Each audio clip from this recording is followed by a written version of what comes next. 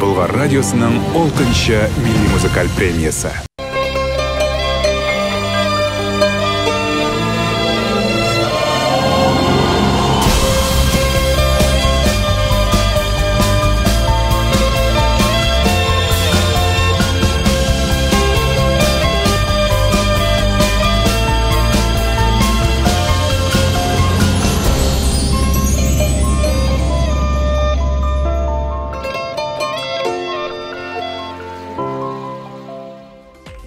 Здравствуйте! Доброе утро! Сегодня среда, 21 ноября, и очередной новый день встречаем с вами мы, утренние ведущие Влад Портнов и Светлана Звонарева. В эти дни в Казани проходит сразу несколько мероприятий с участием студентов. Во-первых, выбирают самую красивую и талантливую студентку в конкурсе «Краса студенчества». Сегодня стартует всероссийский конкурс «Студент года» с финалом через 2 дня. А также в нашем городе проходит всероссийский слет медицинских студотрядов. Об этом и не только поговорим сегодня.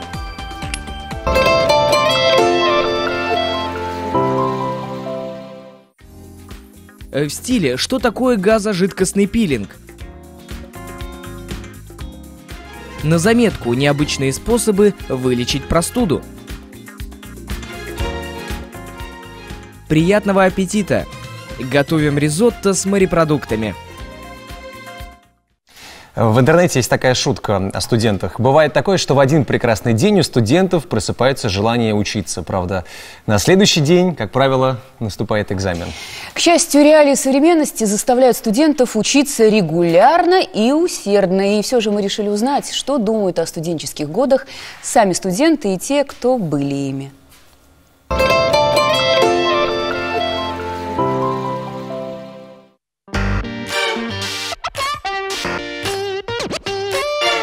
В этом году с 1 сентября начали свою работу почти 3000 учреждений высшего образования. Обучаются в российских вузах почти 6 миллионов студентов. И все эти счастливчики живут удивительной жизнью. И для каждого новый день – это целое приключение и очередное испытание. Для начала пару нужно умудриться не проспать. Но как это сделать и возможно ли это вообще? Нужно выпить перед сном. Что нужно выпить? Молоко с медом. Может быть, просто не спать? Если вы этим увлечены, то вы придете даже раньше. Поэтому нужно себя как-то мотивировать на то, что это интересно. Второе препятствие на пути к получению знаний – это не уснуть на самой паре, что крайне нежелательно. Поговаривают, что некоторые преподаватели запоминают всех смельчаков, решивших подремать на их паре, и в конце года наказывают. Жестоко наказывают.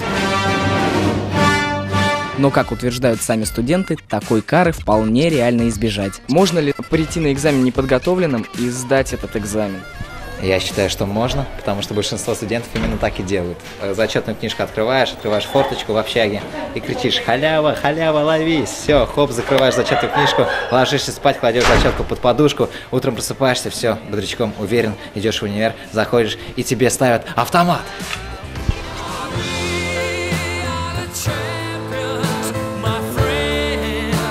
В общем-то, родители нас воспитывали так, что учеба всегда должна быть на первом месте, что, на мой взгляд, вполне справедливо. Но что они сами могут сказать о своих студенческих годах? В первом курсе было очень интересно. Ни о чем не думали, ни о учебе, только гуляли. Во втором курсе уже начали гулять, учиться и работать. Физикой занимался, много учились и все остальное. В общем-то, мало что поменялось, одно можно сказать: студенческая жизнь полна приключений, веселья и сложностей. Но! Знаете, студент может все, абсолютно все. И подготовиться, и за 5 минут подготовиться, и за 15 подготовиться. Студент все-таки. Остается только пожелать всем студентам отличной сессии, большой стипендии и дальнейшей реализации себя как специалистов. Полина Горюнова, студентка КФУ, вошла в число 12 финалисток конкурса «Краса студенчества России-2018». Финальное шоу состоится завтра в Поволжской государственной академии физической культуры, спорта и туризма. О конкурсе и перспективах после победы поговорим этим утром с Александром Токаревым, исполнительным директором конкурса «Краса студенчества России», ну и Полиной Горюновой. Доброе утро. Здравствуйте. Здравствуйте. Ну, Александр, первый вопрос к вам. Вот что это за конкурс такой и какие таланты должны продемонстрировать участницы? Конкурс «Краса студенчества России» на самом деле это уникальный конкурс, потому что это не такой конкурс, вот как мы привыкли принято, видеть, да, что конкурс красоты, что мы оцениваем модельные какие-то параметры, да. А это конкурс, где действительно все студентки показывают и раскрывают свои таланты. Таланты могут быть разными, да? Ну, интеллект, конечно. Интеллект в том числе. Какие-то творческие способности, какие-то спортивные достижения. То есть у нас действительно все участницы, это действительно самые талантливые студенты всей России. Но несмотря на то, что вы модельные данные не рассматриваете, обратите внимание на то, с какой осанкой сидит Полина. Вот сейчас это хорошо видно. Сколько участников? Откуда они попали в финал? И как проходила вся вот эта вот схема отбора? Ну, у нас на самом деле конкурс стартовал уже где-то в октябре. То есть это был заочный этап, в котором приняли участие около 100 участниц со всей России. Вот. И сейчас в Казани собрались с 18 ноября самые достойные. Это 70 представительниц из 46 регионов страны. Вот. И буквально вчера объявили список финалисток, которые уже будут бороться за главные титулы. Это 12 финалисток. И вот одна из них — это Полина. Да, чем вот Полина именно взяла? Покорила жюри, скажем так, на этом этапе? Ну, наверное, да, это больше вопрос будет к жюри, да, чем покорила. Но я думаю, что если пройти, вот на самом деле, этот жестокий отбор, потому что 5 конкурсных испытаний за 2 дня выдержать, во-первых, и еще достойно себе представить, это дорого стоит. Вот Полине, наверное, вот вопрос. Полина, вот да. что вы представляли, как готовились? О 5 конкурсных этапах, наверное, стоит рассказать. Большую часть подготовки я уделила конкурсу «Самопрезентация» и конкурсу творческого номера. Также у нас были дебаты, которые непосредственно вот перед самим конкурсом были объявлены правила. Это что у нас еще было? Фриденс у вас еще Фриденс, был? да, это такой танцевальный конкурс, да, тоже на месте абсолютно. И еще один этап. То есть никаких купальников, ничего фривольного? Нет, конечно, нет. Да. Участницы абсолютно разные. Кто-то силен в одном, кто-то силен в другом. Поэтому вот на этапе подготовки надо было именно, наверное, творчески подойти больше к подготовке. Слушайте, танцы, да, понятно, много красивых девушек танцует, хорошо. Творческая самопрезентация, тоже понятно, как это происходит. Как происходили дебаты? О чем могли дебатировать? Сколько? 12 или больше, да? Больше девушек, молодых студентов? Это же опасно. Да, собрать столько женщин в одном месте и дебатировать, как ты сказал. Да. Нам была выделена определенная тема. Вся тематика была о культурном волонтерстве, так как год добровольцев все-таки в России сейчас. И вот это импровизация была или заданная тема? Вы к ней готовились? Нет, абсолютно не готовились. Готовились буквально накануне, и вот время, которое у нас было ночью, наверное, и с утра немного, и все. И дальше были определенные проблематики выделены, и по группам мы рассуждали на тему, скажем так. Полина, на кого вы учитесь? На данный момент я учусь на математика. Ничего себе! Слушайте, красивый математик будет, у кого-то, кому-то повезет. Хорошо, с какими чувствами вступаете в борьбу? Завтра у нас финальный день, да, финальная битва. На самом деле, это не первый конкурс такой вот формата «Краса», «Мисс» в моем опыте. Вот, поэтому, основываясь на опыте предыдущих конкурсов, я просто ничего особо не жду, но при этом выкладываюсь по полной, скажем так. Вот. Это замечательно. Когда есть опыт, и вместе с этим есть интерес.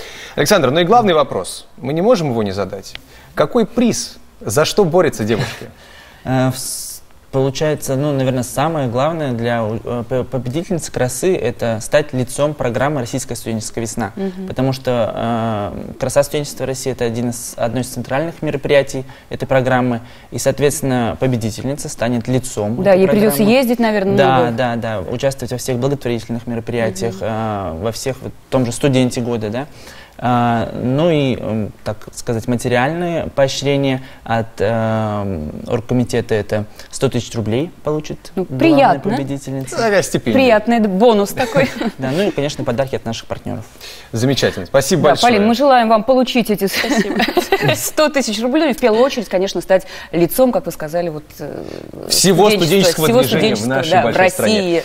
Удачи вам. Будем болеть за вас. Удачного проведения. И, Полина, конечно, да, ждем победы.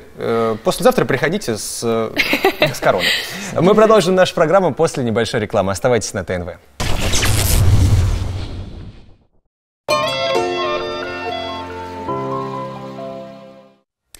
Здравствуйте! И эту часть программы начнем с традиционного гороскопа. Овен, вы будете спокойными и чувствительными. Вашу доброжелательность и понимание можно будет рассчитывать всем. После обеда домашние дела потребуют особого внимания. Посвятите больше времени близким. Тельцы, вас ждет приятный, удачный день. Вы будете общительными, очень любознательными. Люди будут вам содействовать, если только вы проявите больше терпения и вежливости. Не делайте сегодня поспешных выводов из услышанных слухов. Близнецы, вы не должны лениться, стоит поверить в свои силы и энергично приступить к работе. Атмосфера дня, как показывает гороскоп, благоприятствует мудрым, профессиональным и финансовым решениям. Но не будьте жадными или мелочными. Раки, у вас сегодня впереди хороший день. Стоит заключать сделки и союзы, прояснять недоразумения и разрешать споры. Есть шанс получить признание коллег и руководства, а вечером вам также сопутствует удача в любви. Львы должны считаться с изменением ранее составленных планов. Кто-то опоздает, а важные дела займут больше времени. Но вы справитесь благодаря способности адаптироваться к новой ситуации. Вечером стоит позвонить друзьям, это улучшит вам настроение. Девы, вы будете общительными и веселыми. Как показывает астрологический прогноз, ваши сегодняшние идеи окажутся очень выгодными, поэтому стоит сосредоточиться на профессиональных делах. Итак, прогноз для первых 6 знаков зодиака озвучен. Вторая половина гороскопа в конце программы. Ну а пока узнаем, как прошла встреча школьников с Изольдой Жуйковой, автором идеи и руководителем конкурса «Ничкабиль». Доброе утро, друзья! С вами Гульнара Махмутова, значит, время делового завтрака. Сегодня мы в гимназии 139 будем говорить о семейных ценностях с руководителем республиканского конкурса «Ничкабиль», региональной общественной организации под крылом семьи Жуйковой Изольдой Павловной. Изольда Павловна, доброе утро. Скажите, пожалуйста, а что для вас объединяет слово «семья»? Семья – это вот те самые базовые ценности, тот же самый семейный обед, то же самое время. Очень много мелочей, потому что в каждой семье что-то свое. Кто-то любит лепить в воскресные дни пельмени, кто-то выходит на прогулку гулять. Но это вот лично ваше, то, что вам приятно, то, что вам хорошо. Поэтому для меня семья – это мои, прежде всего, родные и близкие люди. Изольда Павловна, сегодня мы в гостях в школе, и старшеклассники гимназии 139 тоже подготовили вопросы. Их очень интересует тема семьи. Послушаем. Я читала ваш проект «Татарстан. Территория крепких семей». Как в Татарстане помогает молодым семьям, ведь им труднее всего? Есть много программ, много направлений, и у нас много министерств, которые работают, ведомств, которые работают именно на поддержку семьи и молодой семьи тоже. Изольда Павловна, вы получили высшее техническое образование, много лет проработали преподавателем в КАИ. Скажите, пожалуйста, насколько часто вы применяли свои технические знания в вашей нынешней деятельности? Меня, прежде всего, в институте научили системно работать. И я безмерно благодарна своему институту и постоянно об этом говорю, что КАИ очень хорошо учит ставить задачи, крайние вот эти условия определять. И как ты только себе поставил задачи, определил вот эти крайние условия, дальше ты уже начинаешь эту задачу системно решать. Изольда Павловна, в вашем конкурсе участвуют женщины, талантливые во всех отношениях. Как вы считаете, почему одним удается все, а другим не так уж и везет?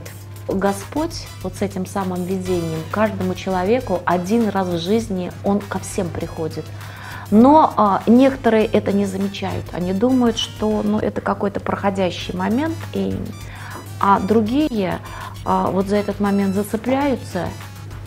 И дальше история разворачивается. Хочу сказать, словами поэта Эдуарда Асадова, счастье бывает разного роста, от кочки и до Казбека, в зависимости от человека.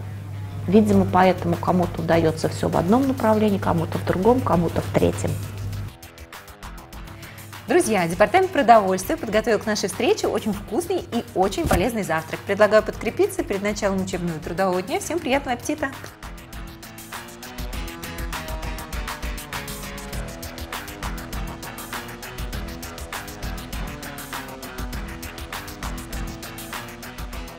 Наш деловой завтрак подошел к концу. Изольда Павловна, спасибо большое за интересную беседу, что уделили нам время. Желаем нашим старшеклассникам отличных оценок, а телезрителям хорошего дня. Ну а мы предлагаем нашим телезрителям очередной сюрприз, подарок, который получит тот, кто правильно ответит на вопрос. Да, кстати, какой подарок? 23 ноября Иванушки Интернешнл будут в Казани, в Корстене они выступают. Ну и парочка билетов для самых больших фанатов группы Иванушки Интернешнл. Да и здесь не нужно быть особым фанатом. Ну вот, смотрите, значит, если мы говорим про группу Иванушки Интернешнл, первый человек, с которым у нас ассоциируется эта группа, это... Игорь Матвиенко, ты имеешь в виду? Нет, Рыжий из Иванушек. Но вопрос... Я не знаю, с чем у тебя ассоциируется, с кем. Вопрос мы посвятим другим артистам. Участникам группы. Другим участникам. Их всего 3. Значит, один из них — это Андрей Григорьев Аполлонов, Рыжий из Иванушек. А двух других... А я думала, все, если уж Иванушки, то все. Ну, Иванушки-то да. Давай, просвети меня. Но у двух других артистов есть имена. Одинаковые. Причем имена у них одинаковые, фамилии разные. Назовите, пожалуйста, двух других артистов группы Иванушки Интернешнл с одинаковым именем и с разными фамилиями. 2 билета тогда заберете, и мы за вас очень порадуемся в эту пятницу. Пока продолжим. Да, 570-50-75, телефон прямого эфира. Дозванивайтесь. Пока к следующей теме. Израильские ученые подарили миру изобретение, способное избавить человека от угревой сыпи, выровнять рельеф кожи и омолодить ее. Называется он газожидкостный пилинг. В основе метода лежит воздействие на кожу воды и медицинских газов, кислорода и углекислого газа. Так как эта процедура новая, немногие знают, что такое газожидкостный пилинг. Мы этот пробел сейчас намерены устранить.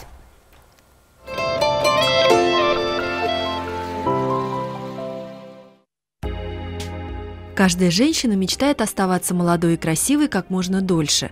Если вы хотите, чтобы кожа была идеальна, как у звезды Голливуда, обратите внимание на газожидкостный пилинг лица.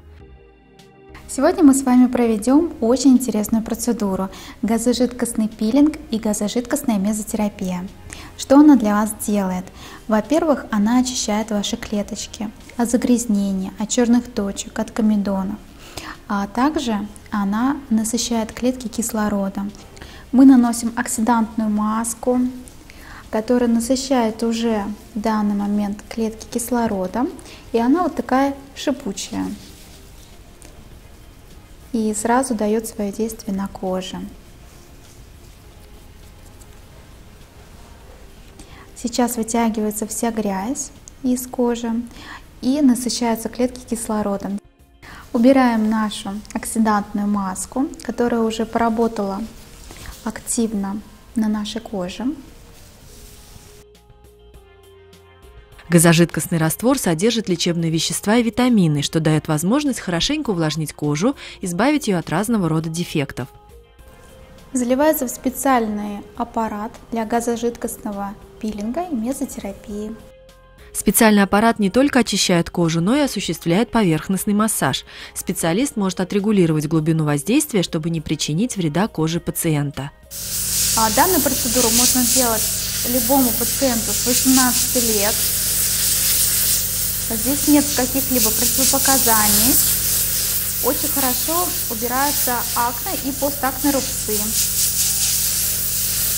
Уходят мелкие морщинки. Подтягивается тургор кожи. В отличие от других пилингов, которые не рекомендуют делать летом, газожидкостный подходит для использования в любое время года. Процедура позволяет добиться желаемого эффекта по омоложению в короткие сроки. Она абсолютно безопасна, не травмирует кожные покровы и не вызывает побочных реакций. На этом наша процедура завершена. Не смывайте этот состав, который был нанесен сегодня, а завтра уже можно, как обычно, помыться с утра. И кожа ваша очень будет красивая. Через неделю жду вас на повторную процедуру. Итак, билеты на концерт Иванушек Интернешнл мы, конечно же, с радостью отдадим, но можем отдать их только тому, кто подготовился. И правильно ответит на вопрос, как зовут двух солистов с одинаковыми именами, и разными фамилиями. Да. Доброе утро, как вас зовут? Алло. Алло, здравствуйте. Здравствуйте. Да. Меня зовут Елена. Елена, вы поклонница группы Иванушки Интернешнл? Ну да. О, это замечательно. Думаю, не доставит вам тогда труда ответить на наш вопрос. Итак? Да, там есть в группе 2 Кирилла, это Андреев и Туриченко. О, ну да, что сказать, да, поздравляем вас. Спасибо. С чистой совестью вас Принимайте отправляем на эти концерт. билетики. Елена, надеемся, что вам есть 18, потому что возрастное ограничение Да, мне 28. запрещено для детей. Все, хорошего вам вечера пятницы. Спасибо большое. Сейчас вам расскажут, как забрать билеты. Они пока полежат у Да, нас ну вот здесь. продолжим. На следующая тема. До нового 2019 года осталось чуть более месяца. Это значит, что россиян ожидает плановое отключение аналогового телевидения. Об этом велись разговоры уже несколько лет. И вот момент истины вскоре наступит. Вся Россия уйдет от аналогового телевещания. Отключение привычного аналогового телевидения произойдет не сразу же, в первый день нового 2019 года. По решению правительства переход от аналогового телевещания к цифровому в России будет поэтапным и продлится полгода. Он начнется 11 февраля и закончится 10 июня 2019 года. Ну что ж, от новостей из мира телевидения. Кстати, сегодня наш профессиональный праздник, Влад.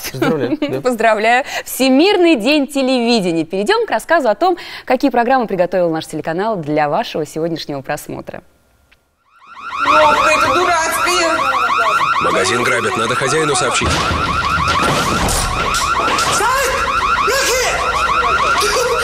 Ты что, придурок, что ли? Да ты знаешь, кого ты вообще схватил?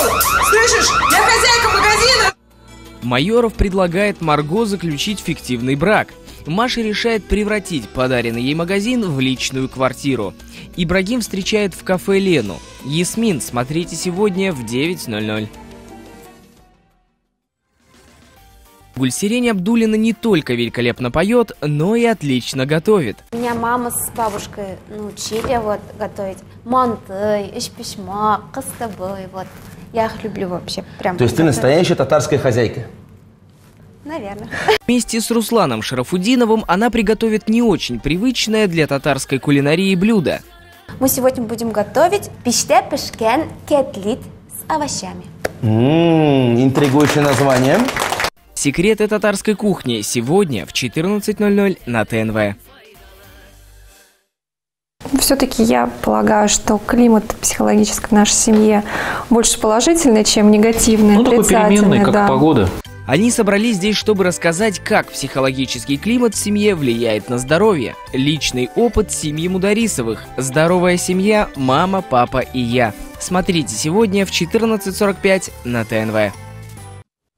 Сегодня уполномоченный по правам человека в Республике Татарстан совместно с региональным отделением Союза пенсионеров России проведут День правовой помощи по вопросам пенсионного, семейного, трудового и жилищного законодательства. Мероприятие пройдет по адресу в Казани, улица Шуртыгина, дом 1, в здании управления пенсионного фонда в Советском районе с 15 до 18 часов. Предварительная запись на прием осуществляется по телефонам 279 25 99 и 279 25 02.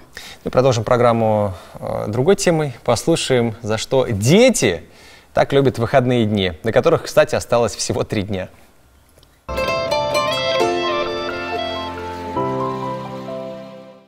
Мы расскажем про выходные. Выходные – это дни, когда все отдыхают. А больше всего отдыхают люди, те, которые живут в деревне, потому что они не ходят на работу, и у них каждый день выходной. А в городе люди всегда работают. Вот мой папа даже в четверг и в субботу и воскресенье едет на работу. В выходные мы все вместе уезжаем за город и гуляем целый день. А возвращаем только на ужин.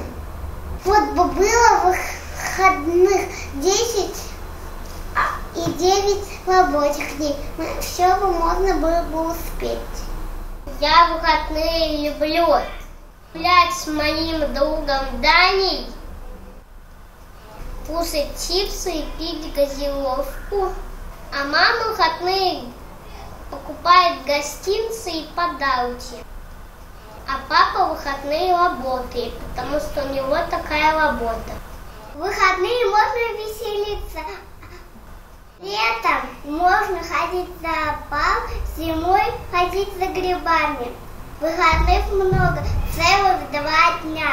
В выходные мама готовит кушать, а папа чей это мой домик. А я собираю грибы. Суббота и воскресенье – это выходной день. Он наступает в конце недели. Поэтому садик не работает, школа не работает, работа не работает. А работают кафешки и магазин. И мы с мамой, с Алинкой, со мной, с папой ходим по магазинам. Выходные самые хорошие, потому что все отдыхают. Наступление холодов нравится не всем. Но для панды Бей-Бей в зоопарке Вашингтона это точно веселое событие. Сотрудники Смитсоновского национального зоологического парка сняли видео, на котором их местная звезда радуется первому снегу. Животное кувыркается в сугробах, карабкается по заснеженным веткам, купается в снегу и ловит ртом снежинки. Видео мгновенно распространили десятки тысяч пользователей соцсетей. Вот судя по поведению панды, можно понять, почему все-таки панды в Красной книге находятся. У них нет никакого чувства самосохранения вообще. Ну, ты видела, как они катаются? Ладно. Сегодня синоптики нам обещают температуру, ну, во-первых, небольшой мокрый снег. У нас тоже можно поваляться, покататься можно поваляться в снегу. Температура днем около 2 градусов со знаком минус, ночью минус 6. Атмосферное давление будет в пределах нормы, ну и влажность воздуха около 80%. Сейчас реклама небольшая. А мы пойдем поваляемся. Да, пойдем. Как работает реальная экономика? На ТНВ по понедельникам в 22:10. И снова здравствуйте. Переходим к теме медицины и здоровья. Инфаркты чаще развиваются при снижении температуры, порывистом ветре и сокращении светового дня, предупреждают шведские ученые. Результаты их исследования опубликованы в журнале JAMA Cardiology. Холод и ветер заставляют кровеносные сосуды кожи сужаться, чтобы сохранить температуру и энергию. Из-за этого сердцу приходится прилагать больше усилий, чтобы прокачать кровь, что усиливает нагрузку на сердце и может спровоцировать инфаркт, утверждают ученые. Между тем, в это время года возрастает количество простуд. Как лечить такие заболевания, узнаем из следующих советов.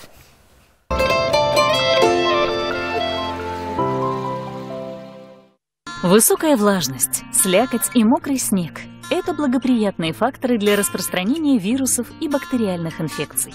Реакция нашего организма на заражение – это пренеприятная простуда. О том, как вылечиться быстрее и эффективнее, мы расскажем вам в этом видео. Если у вас поднялась температура и она колеблется в районе 37-38 градусов, не спешите принимать жаропонижающие.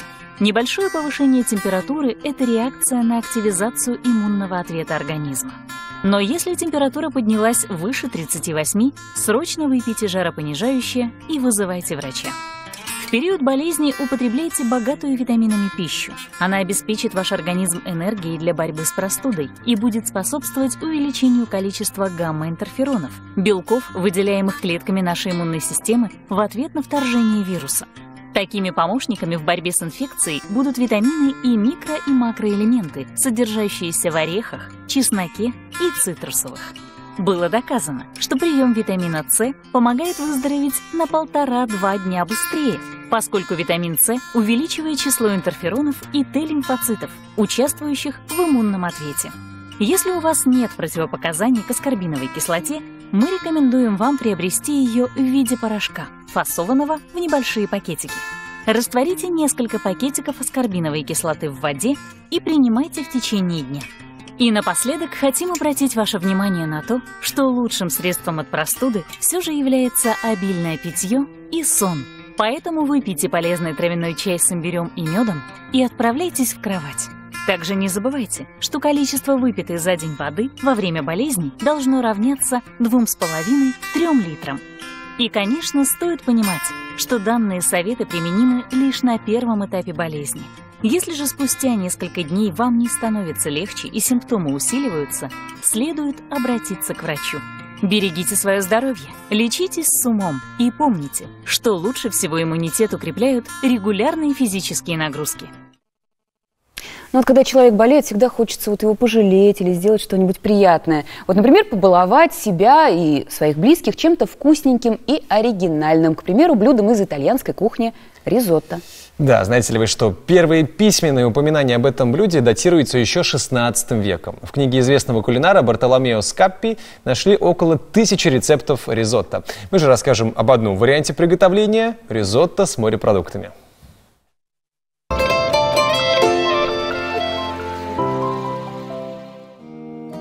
Для приготовления ризотто возьмите 250 граммов круглозерного риса, 1 литр рыбного бульона, небольшую луковицу, 2-3 зубчика чеснока, 400 граммов коктейля из морепродуктов, 150 граммов пармезана. Мелко нарежьте лук и обжарьте его до золотистого цвета. Добавьте в сковороду рис и жарьте до прозрачности.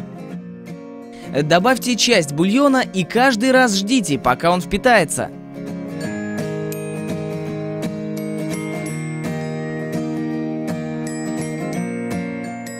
Слегка обжарьте морепродукты и добавьте их к рису. Вылейте оставшийся бульон. Как только он впитается, положите сыр. Приятного аппетита! Новая выставка Государственного музея изобразительных искусств Республики Татарстан представляет творчество одного из ведущих мастеров графики Татарстана 20-30-х годов Дмитрия Красильникова. На выставке представлены более 70 произведений живописи, графики, книг, газет и журналов художника. Чем интересны эти работы и как собирались для выставки, узнаем у дочери мастера Леонтины Красильниковой и Ольги Улемновой, кандидата искусствоведения, куратора проекта «Московские казанцы». Доброе утро. Добрый день. Здравствуйте. Леонтина Дмитриевна, первый вопрос к вам. Расскажите, какие и сколько работ вашего отца сохранила ваша семья?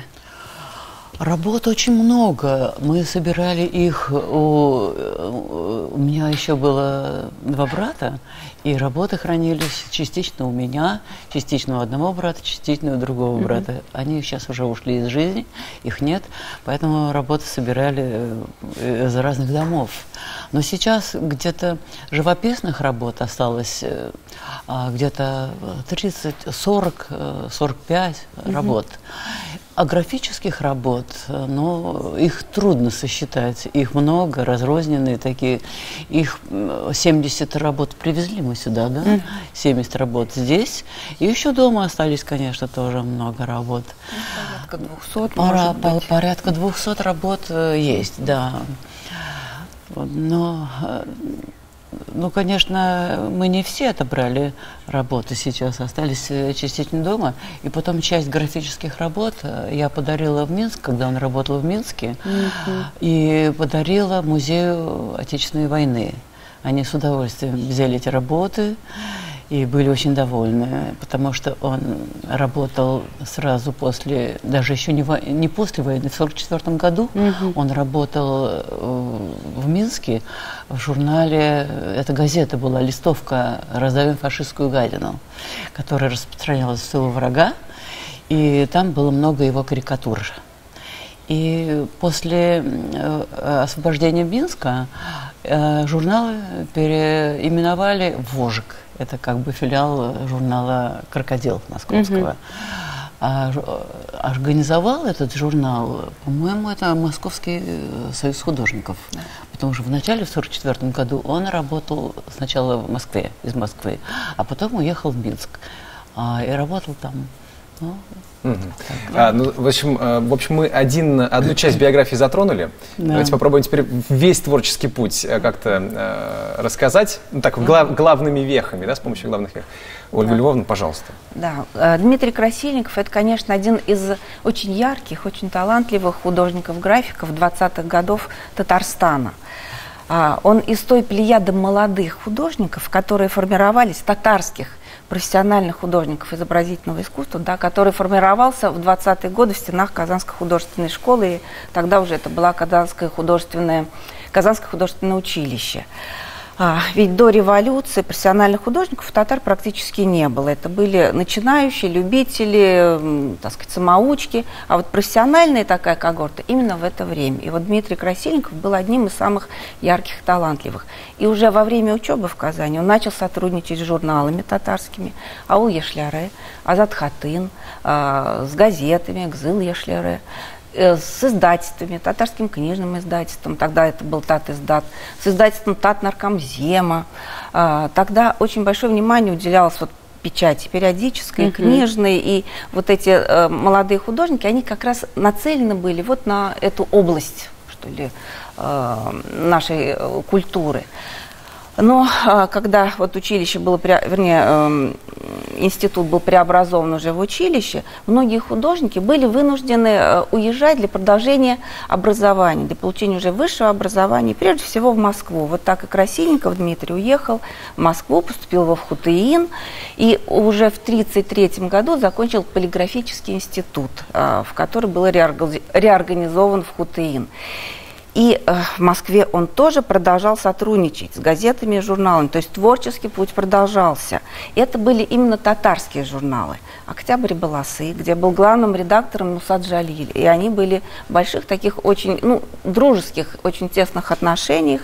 И во многом этот журнал очень популярный в среде вот и детской, формировался благодаря вот такому дружескому сотрудничеству, сотворчеству вот этих двух людей. Журнал «Ударник», «Лар». Но когда и эти журналы закрылись в начале 30-х годов, он стал сотрудничать с русскоязычными журналами, крупными, «Пионер», «Смена», «Прожектор». То есть это ведущие журналы, где его рисунки печатались наряду с крупнейшими мастерами советской графики. То есть Дмитрий Красильников вошел в ту когорту мастеров советской графики, которые определяли вот огромный такой пласт культуры, который влиял, в общем, на все общество. Ведь одно дело станковые работы, которые в выставочных залах, музеях, куда ограниченный доступ, да? А другое дело газеты и журналы. Это тысячи, десятки тысяч тиражей, которые распространялись по всей стране. То есть это было такое мощное воздействие на общество. А вот какие работы именно представлены на выставке? И вот на выставке мы, конечно, представляем в первую очередь московские и казанские периоды. Его оригиналы сохранившихся иллюстраций к вот журналам Азат Хатын, Аул Яшлире, и обложки книг. Причем вот интересно, что в творчестве Дмитрия Красильникова отражены все этапы развития татарской графики. От арабской графики, наследия, так сказать, старых времен, к хиероглифу, к латинице, которая в конце 20-х, кириллической графики. Вот, то есть это такая история нашей культуры, нашего алфавита. Вот. И надо отметить, что сохранилось, конечно, совсем немного произведений, да, по сравнению с тем, что он создал. Потому что он буквально, если это журнал, то в каждом номере по несколько рисунков. А если это газета, то тоже буквально через номер, через самое два. Главное, что мы это все сможем увидеть, да, на выставке? Не все, но много, только часть, потому что это необъятное наследие. Лучше один раз увидеть, чем говорить об этом, рассказывать. Давайте напомним, когда проходит выставка, где, как это все можно посмотреть. Да, выставка проходит в Национальной художественной галерее Хазине в Казанском Кремле. Она будет почти месяц, до 17 декабря, поэтому милости просим. Она уже работает? Она уже открылась, вчера мы ее открыли. Тогда с открытием. Спасибо большое. Значит, одна идея, как провести сегодняшний день и вечер у вас уже есть. Что еще? Куда еще можно сходить, сейчас узнаете.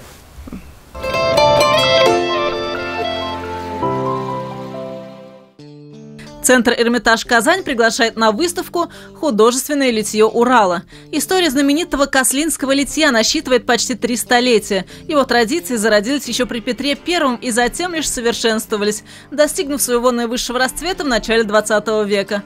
В 1900 году на Всемирной художественно-промышленной выставке в Париже каслинская экспозиция получила высшую награду – большую золотую медаль. На выставке можно будет проследить весь путь развития знаменитого литья из чугуна, увидеть, как менялись технологии и рос профессионализм мастеров. Выставка, которая заинтересует любого мужчину, проходит в музее Пушечного двора. Представленные здесь экспонаты являются собой вершину мастерства европейских оружейников 16-18 веков. Парадное оружие, инкрустированное драгоценными металлами и драгоценностями, доспехи, богато украшенные чеканкой, расшитые знамена, были изготовлены по личным заказам королей и князей той эпохи. Здесь можно увидеть, как выглядело оружие тех времен. Двуручные мечи, кинжалы и даже образцы огнестрельного оружия. Аркебузы и мушкеты будоражат воображение и рождают образы великих битв прошлого. Валерий Меладзе, обладатель одного из самых запоминающихся голосов на российской поп-сцене, выступит сегодня в Казани. Его песни мелодичны, лиричны и проникновенны, а невероятное исполнение заставляет слушать их вновь и вновь. Ну что ж, закончим начатое дело. Завершим. Я знаю, о чем ты задумалась. Вторую часть астропрогноза. О чем? О Меладзе? Конечно. И о нем тоже. Конечно. Но мы к другим звездам. Давай, я пока подумаю. Весы. Вас ждет напряженный день. Ваше внимание будет сосредоточено на профессиональных обязанностях и важных встречах. Не позволяйте, чтобы другие решали за вас все вопросы. Будьте смелы и энергичны. Скорпион, у вас сегодня хороший день. Вас ждет улучшение настроения и прилив жизненных сил. А к вечеру вас охватит философское настроение, и вы с радостью примете участие в обсуждении серьезной темы. Стрелец, вы сегодня будете заниматься таинственными делами и неохотно поделитесь своим мнением. Психология, необъяснимые явления и любовь – вот ваши интересы на сегодня. Позвоните друзьям, и вы получите интригующие новости. Козероги, вам сегодня не спрятаться от знакомых и друзей. Ваши поступки и взгляды окажутся в центре внимания коллег и других знакомых. Защищайте свое мнение и покажите себя другим с самой лучшей стороны. Свидания после обеда окажутся удачными. У одиноких есть шанс на новое знакомство. Водолеи, вы будете обязательными и исключительно оперативными. Такой день стоит потратить на наведение порядка и ликвидацию разнообразных задолженностей. Рыбы, вам сегодня сопутствует удача, в том числе и в любви. Гороскоп на 21 ноября таков, что в этот день представителям вашего знака зодиака стоит решать важные вопросы, обращаться за поддержкой или помощью, а в личной жизни строить общие планы. Все, с гороскопом мы разобрались. Это, в общем-то, все, что мы успели рассказать сегодня. Вот что вас ждет завтра.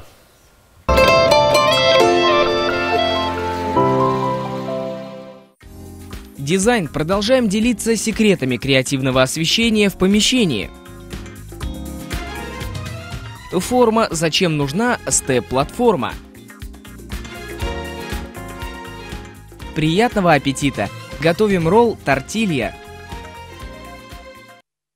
Итак, это и многое другое завтра в 8:10 на ТНВ. Ну, а этот день встречали вместе с вами Светлана Звонарева. Влад Портнов. Увидимся завтра на том же месте, в то же время. А сегодня хорошего продолжения дня. Пока-пока. Удачи.